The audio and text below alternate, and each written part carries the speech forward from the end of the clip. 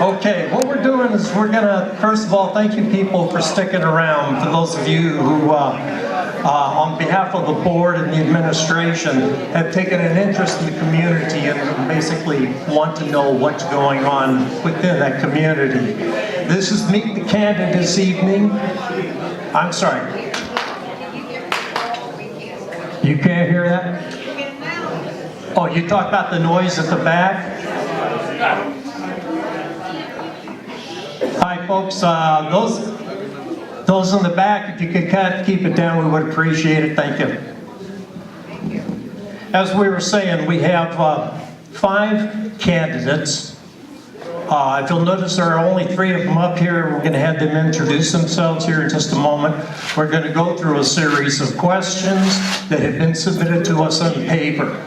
If you, at the end of this period in time, if you want to come up and speak specifically to any of the people that are up here, you're welcome to come up, make it a very concise question, and it's a question and answer. It is not a debate issue or any of that item. Keep your hostilities to yourself, because they're just here to answer the questions for this evening. The 3 people, there are a total of 5 candidates, 2 of whom are not here. And we have, I'm sorry, what? Here's Ann. There you are. Okay. Like I said, we're missing 1 of the candidates at this point in time. And we're going to do this alphabetically so that we can have him move on over. There are, like I said, 5 candidates, 4 openings. Okay, so these are the people that are going to be trying to get in here. There's 1 person, and we already know who that is already on the board and is seeking re-election, and the balance are looking now for installation. Would you introduce yourselves, Rosemary? Rosemary Basteri. Frank Matthews. I think your microphone is on. Well, we got 2 microphones on. And Webster. Okay. The questions that we have here, some of them have been submitted from the outside, and some of them are information that we wanted to begin with. The first question that we want to give you, and we're limiting everything here to 3 minutes. Number 1, why do you want to go up, be on the board? And number 2, what contributions do you feel that you can make to the community? Rosemary, we'll start with you. I've been in the board for close to 7 years now, and every year that I have been on the board, my experience has increased, my knowledge of this community has increased, and I think that I can go forward. Frank, if you would. I've lived here in Brooksville now for about 3.5 years, and I'm a Vietnam veteran. I worked in management for Verizon for 15 years, and I worked in my church back in Massachusetts. I was on various boards there, and I thought I would like to help out here where I could and give it a try. And listen to the people and do what I can to get what the people want. I'm from Rhode Island, and I would like to be on this board because I would like to see all the community come together and voice their opinions in meetings, not outside, whether they be good in their opinion or bad, so that we can come together and every idea that they have or we have can be put to good use. For my experiences, I've been on a board of trustees at the Elks, and I have been in many management positions throughout my working years. Okay, Ann? Good evening. I would like to be on the Brookridge board because I feel that I have been involved a great many years in the business world. I've been in many organizations. I been an officer, a staff person. I helped implement an HOA in the other park that I lived in. I think Brookridge is a wonderful place to live. I'd like to see it grow more, and I would like to see what has happened in the 3.5 years I've been here continue to increase and grow, and as Ann said, we'd like to see more community participation. I'm a firm believer you have a lot of 55 plus, the baby boomers coming in. They come in with a lot of new energy, new ideas. Let's get them in here too, and let's get them enthused and want to be joining all the things we have to offer and include themselves and bring their talent to this park. And all the wonderful people that have worked here all these years, I give them a lot of credit. Thank you. Rosemary, if you were elected, what changes would you like to the rules and regulations, if any at all? At this time, I don't see that any rules and regulations need to be changed. We do add different amendments when we see the need for them. That comes up for a vote during the annual election. But right now, with the rules and regulations we have and the deed restrictions we have, this community is running like a fine-tuned clock. Frank? I would like to, not to change anything right now, but to talk and have everybody come to the meetings and talk about changes that they might want and bring it to the board. But I, off the top of my head, don't see any changes that need to be made right now. Ann? Some of the changes I'd like to see is the community getting more involved, voicing their opinions, bringing them to these meetings, or even if the people are a little nervous or timid or shy to come to a meeting, come write something to a board member or go to a board member and bring that information. You may not think it's important, but we are a community. It is not one or two people that run this community. We need to be together, we need to have our thoughts together, and we need to make everybody happy here. Ann? I feel right now, at the time that I've been here, that our rules and regulations are working. I just was at a meeting yesterday, and I'm not going into detail, but I'm just going to say it opened my eyes to some things that people are having some issues with. And I think these will be things that when we're on the board, that we can discuss them and work with the community, as Ann says. The other thing is, if you feel that you want to change or you hope to change any of the rules and regulations, you need to come to the annual meeting and present your concerns. And that's it. These are questions, by the way, that were submitted to us, and we go ahead and ask them, even if there's either a failure of continuity or something to that effect. As a director, what documents do you follow? Well, of course, the first is the rules and regulations. The governing documents is on the top of the list, the governing documents of this community.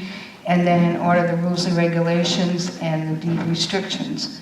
I also look at the SOPs, the standard operating procedures for the different committees and stuff, so I know what my job is supposed to be. Okay. The rules and regulations, I read them when I first moved in here and saw some very interesting things in there, but I feel everybody needs to read them from beginning to front to understand what the rules and regulations really are in here. I didn't know till I read them, and I, from time to time, still go in and look at those.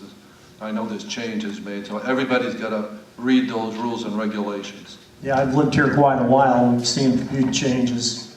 Ann? I think that we all need to read the HOAs.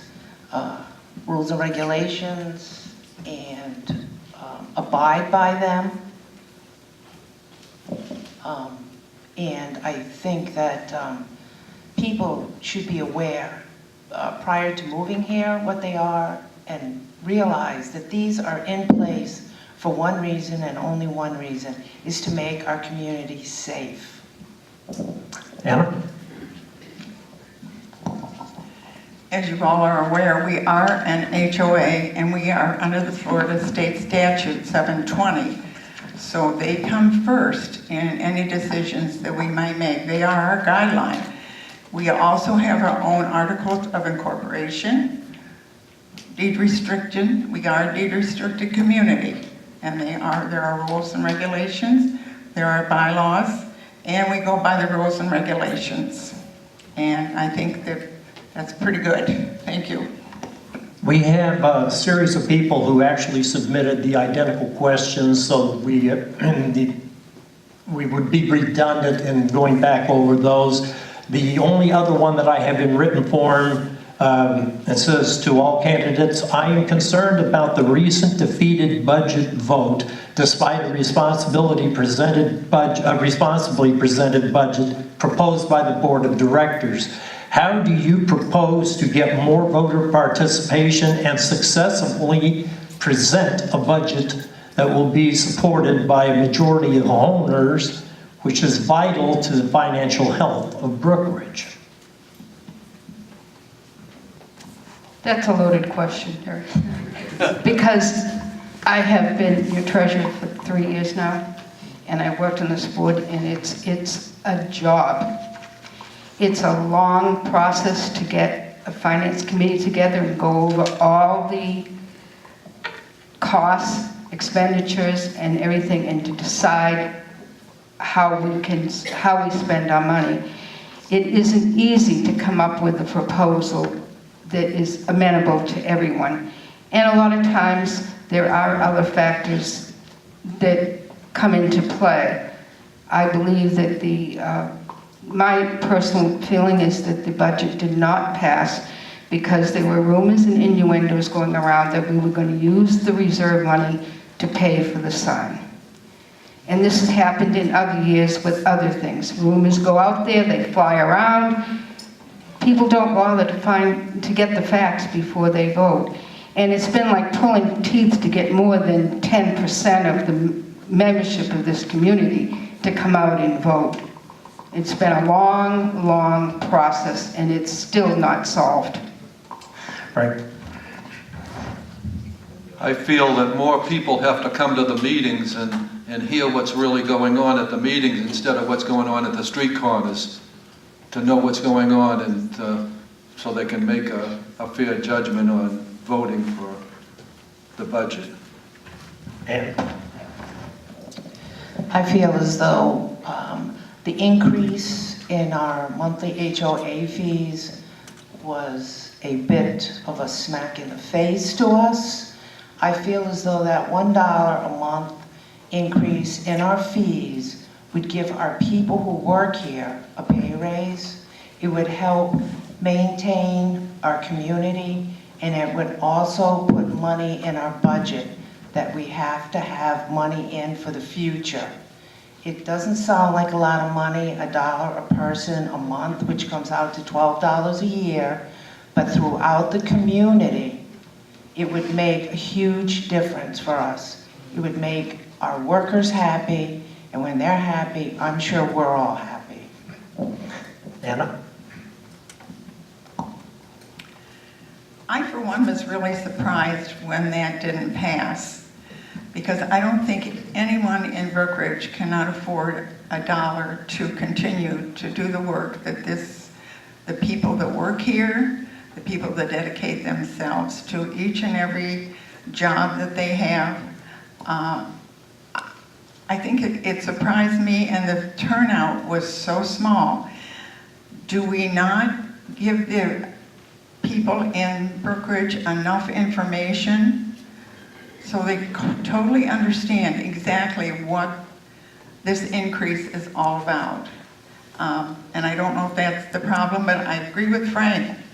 You need more people. at these meetings and get more informed. And how we do that, that's a job. That's a job to work on. The only other request that we had in terms of information was one that's directed specifically to you, Frank, and the question is, how do you think your engineering and construction background could assist in Brookridge? It could help with, I thought when we were talking about the sign, that the right-of-way, I've dealt with right-of-ways and getting right-of-ways and just in the construction of anything that had to be constructed here. I've worked with engineering diagram. I did engineering for about 10 years after I retired as a line foreman. And I've just been in the construction and engineering field and a lineman before that for 45 years altogether. Just through osmosis, you kind of pick up things. Ladies and gentlemen, that's all the questions that were submitted in written form. Do we have anybody who wants to ask any or all of the candidates a question at all? If so, if you would step up. And again, remember that in this particular situation, it's just a question only, and it is not a debate item.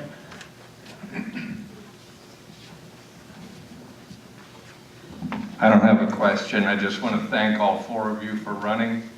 And I'd like to point out to everybody that's here that the one candidate who didn't show up was on the board and walked out. Does he deserve another chance? I guess that's up to the community.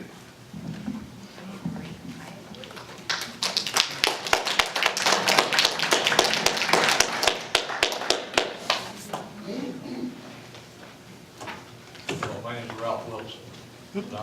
Yeah. Oh, there it is. I called or came to visit you, the three new people, and I was under the impression, after talking to you, that the issue that Paul brought up a little earlier today of having your privileges suspended for first-time offenders, not second or third, first-time offenders, you indicated to me, you three, that you were not in favor of that. Do you still feel that way? Ralph, when I spoke with you on the phone, I listened to what your concerns, and I mentioned to you that I had heard other people speaking about that, their concerns about first offense, not having just paying the fine, and not having their privileges revoked. But I know when I talked with you also, I said to you that when I'm elected to the board, that this is something that I will bring up and we will talk it over. We will work on it and we will see what the best way to go with it. I, as one person, could not tell you that I could change it or I could not, because it's a consensus and I'm here to work with all the members and the residents in Brookridge and this board. I went to a meeting, and I'm going to repeat myself, I went to a meeting yesterday and the statistics that I saw changed my mind in some ways. I still have an open mind to what you have to say. My mind is not closed to that. But it also has to be more than one person making the decision. It has to be what is best for the residents of Brookridge, and that's what I want to work for when I'm on the board. And I hope You've changed your mind. How about the other two? Ralph, I won't say that I changed my mind, but I have more information now. I went to a meeting, and for the safety of our community, it's not just one speeder, it's many speeders. And with those facts that we got at a meeting yesterday, I am still open-minded. I'm not closed-minded, but there is more to it than just one person speeding. There are many people speeding. We don't want anybody injured. We don't want people's mailboxes run over. We don't want anybody's animals run over. So it's a more broader than what I think Anna and I both thought. Our eyes were opened at that meeting yesterday. This is a safety precaution. It's not a fundraiser to get more money. I hope you can understand that. And if the community goes to these meetings that are available to everyone, they will see the broader spectrum. It's just not one little narrow fine line. And I hope you can appreciate that. Frank? That was exactly why I talked to you individually to see if you guys actually had a good opinion on one subject matter, just one, not all the rest of the stuff. Okay, Frank, go ahead. I can speak for myself that without the knowledge that I had yesterday at that meeting, I have to say that there was so much information. When they say how many violations are caught on this Pica machine or rubber thing that goes across the road, and the radar is amazing. When you see these people that get a fine, you just think it's one person. A lot of people don't even contest those, and they just pay the fine and get the suspension. Okay, just for the information, it is becoming somewhat combative. Frank, if you could go ahead and... I've learned a lot more also since the last couple of meetings here, but I can say that I'm not entirely in favor of not giving some kind of a warning. I am a little bit in favor of, each case is individual, and in certain cases, maybe there should be a warning. Rosemary? Well, my perspective, as I said, I can't see changing the way it is. I'll have you know, for your information, when you hear me read the figures on fines outstanding, $53,000, the people, and those are the AVRC fines, and that has to do with speeding and everything else. It's fines of over $50,000 that people have ignored and not paid. There's $50,000 that could go into our budget. Accumulative fines for liens on property, over $80,000 for the year. You think that kind of money can go into our budget? We have to be firm about these fines, because people just thumb their nose at these. Some people thumb their nose at these fines. And I jump up and down when I go into the office and Amy, our bookkeeper, hands me a folder with what we call satisfaction of liens. And that means that people have paid these liens, and they're not $10, $15, it's $1,000, $2,000, $3,000. It makes me happy if I have 4 that have paid in a month, because that's money we can get.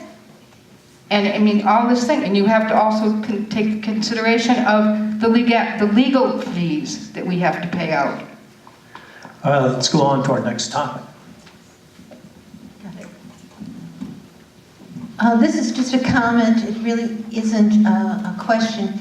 I've heard over and over from each one of you that it's important that we get more residents participating and being aware of the actual items that are up for debate or vote or whatever. And I've only had the opportunity to talk to Mr. Matthews about Frank. Correction, I'm being corrected, Frank. Anyway, I've learned that you've been going door to door to talk to people and bring issues to them and to meet them and their needs. And I've also talked with you about issues and found you to be open-minded and reasonable. And I think these are things that we should all be promoting, like each one of us here can talk to neighbors about seeking out the truths about what is real or not. But as a candidate, I guess I'm offering that we should get more vitamins and just get out and talk to our neighbors and find out what the issues are and help them understand what they need to vote on and why it helps them. So that's it. I'm aware of one other question, two other questions. Hi, Cindy Clater, Unit 6. The only thing, I wanted to make a statement about the budget. You say that a dollar increase is not that much. I became a widow last year and lost $1,000 a month income. And for you to say that a dollar, everyone can afford it, is a slap right in my face. I know this park was started with retirees on a very limited, low budget. And there are still a lot of those that are alive. And it seems, I've been here 20 years. And the longer I'm here, the newer people that come in want to make this like an exclusive club. And that's not how this started. And we'd like to keep it up, and I understand the need, but we do not have to have a raise every single year. And I think we've done a great job of keeping this place in the condition it's in with the budget that we have gone with. Are there any other questions outside of this one right here? I'll come forward so you don't have to all crank your necks back. I'd just like to let the candidates know, and some of the newer people in this community. I'm Julian Edmonds, I'm from Unit 2, and I've lived on the Boulevard 9 years. The Boulevard. I spoke at the annual meeting the last couple of years of what I've personally seen as far as speeders going through stop signs, people passing on the grass to make a third lane. But I'd especially like to tell you tonight about the lady that was hit by a car in front of my house, and it was by my next door neighbor. Don't let that be you. She did survive. She had broken legs and broken ribs. Speeding, just please don't do it. And pass the word, because it's like church. Those of us that are sitting might not necessarily need that sermon, so pass the word on to others, please. Okay, do we have any other questions or comments? One question. What are the candidates voting for? What offices? That, just so that you understand, once they are on the board, they will take them by, a lot of times, by their expertise and whatever, and place them in other words, they all vote on all the issues, but they are also in charge of, say, the Architectural Control Committee. No. Okay, I see what you're saying. And this is something because people ask me if I'm going to run for presidency again. No, I didn't. These people and myself and everybody on the board, no. Let me just speak. When you run for the board, as these 4 people are doing, you run to become a director. It is the board of directors. There are 7 members of the board of directors. Every one of those people will become a board of director. They will become a director of the board. Immediately following the annual meeting, when we close the annual meeting, the new board, the 4 new members, and the 3 that are already on will go over to that table, and they will have a reorganization meeting. Anybody who's been on committees or boards before, every year, the members of that board or committee choose, they have to elect a president, in this case, a first vice president, a second vice president, a secretary, and a treasurer. We're not the ones that do it. These people are running to be on the board itself. The 7 members that are there on March 20th will vote. The 7 of them will decide they will vote. We do not have a vote as to who's going to be president, okay? It is not, and that is, I'm not gonna have an open discussion here. I'm just getting it straight. You don't run for a position, you run to be a director. Okay, as there are no other questions, I guess the food fight is on. The donuts are in the back. No throwing of donuts across the room. One quick question. For you. Me, I'm just another dog face in the crowd. My name is Terry Walters. I have spent 4 terms on the board. I've been on a variety of the positions here. Thank you. Have a nice evening.